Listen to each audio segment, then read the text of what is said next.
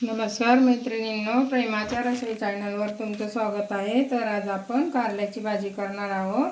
तर तुम्हाला अगोदर कारले कापून मीठ लावून त्याच्यात लिंबू पिळून ठेवायचं। मी तुम्हाला दाखवते। हे बघा, शपोडी करायचा, हे असं मधलं काढायचं। कोवळं असेल तर नाही काढलं तरी चालेल। हे बघा, असे बी काढून टाकायचे आणि असं कापून घ्यायचं। हे बघा, ह्या बिया अशा सगळ्या काढून टाकायच्या, असं मोकळं करायचं आणि असे थोडेसे सफेद कलरचेच कारले घ्यायचे।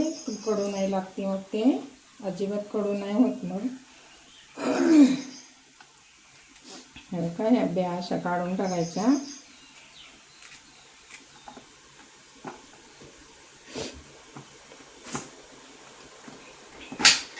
अशा मोठ्या मोठ्या फोडी करायच्या, म्हणजे वाफेवर चांगले शिजते। त्या कवळ्याच बिया आहेत, कवळ्या असल्या तर ठेवल्या तरी चालतात, त्या काही कडू नाही लागत। त्याला अशा काढून ठेवायच्या। मी आता सगळे काढून ठेवते। त्याच्यामध्ये असं मीठ भरून ठेवायचं, भरपूर मीठ भरायचं। आपल्याला धुवून काढायचे।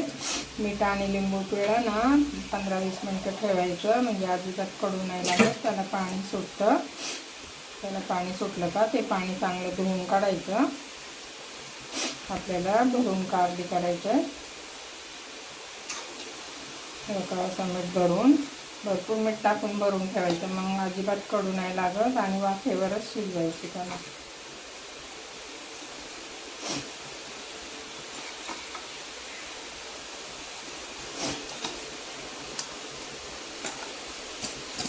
थोडंसं असं मिक्स करून घ्यायचं, म्हणजे पाणी सुटलं ना त्याचं कडूपणा जातो निघून। आता आपण त्याच्यात लिंबू पिळूया।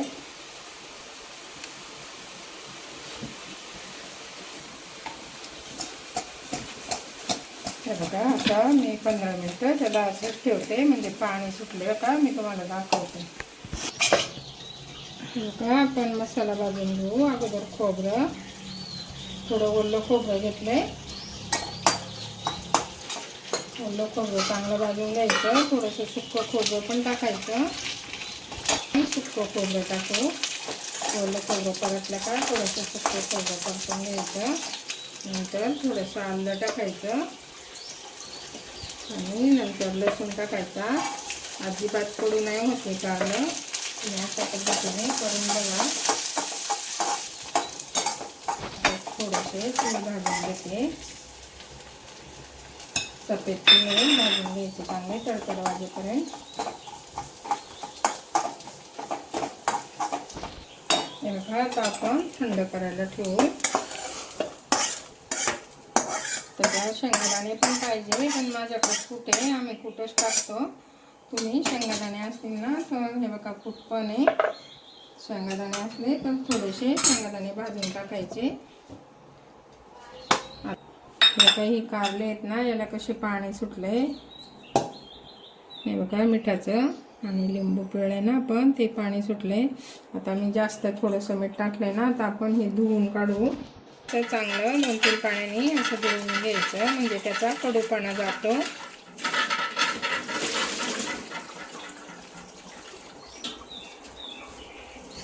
ते मीठ पण निघून जातं आणि कडूपणा जातो त्याच्यामध्ये।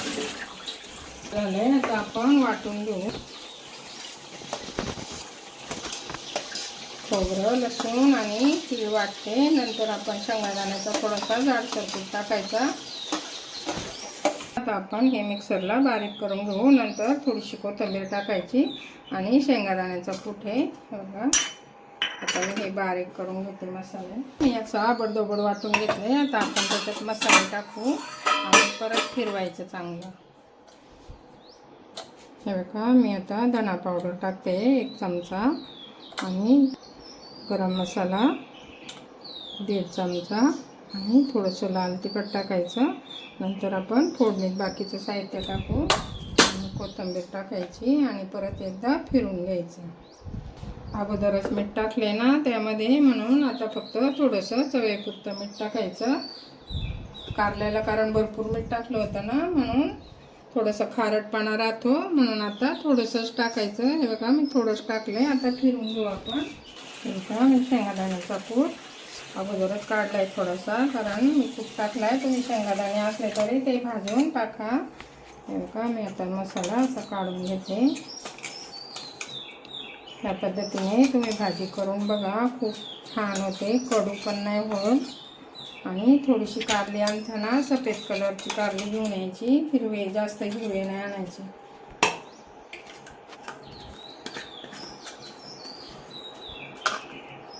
हे बघा आता आपण चांगलं मिक्स करू.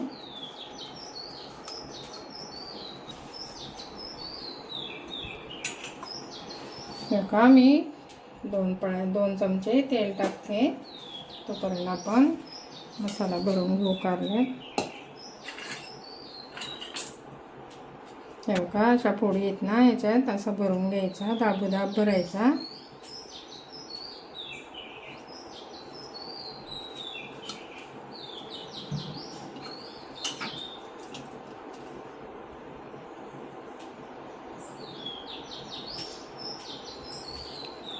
टाकायला ठेवलंय. आता तेल तापलं का मोहरी जिरं टाकायचं.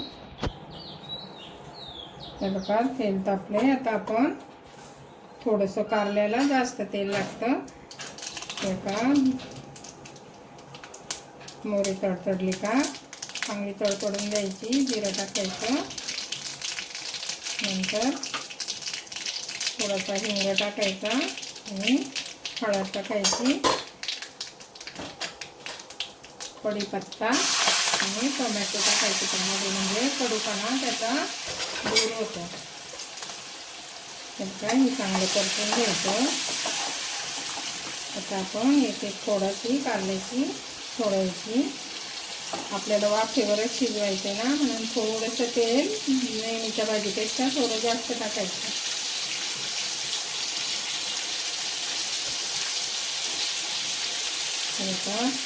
आता हा मसाला उरलाय ना, हा आपण नंतर काढून घालू. आता हे कारले असेच वाफेवर शिजवायचे. असं ताटात पाणी ठेवायचं वरून आणि वाफेवरच शिजवायचे, म्हणजे कडूपणा जातो त्याचा. मी हे लोणचं आहे ना, असं जुनं लोणचं आहे गेल्या वर्षाचं, त्याचा मी खार टाकते. लोणच्याचं खारने ना अजिबात कडू नाही होत. तुमच्याकडे असला तर तुम्ही पण टाका, नसेल तर नाही टाकलं तरी चालेल. नसेल तर थोडंसं लिंबू पिळायचं परत. अगोदर पण पिळलेलं आहे. आता आपण या फोडी अशा पलटी करून घेऊ. आता एक साईड अशी भाजून घ्यायची. अशी भाजून घ्यायची.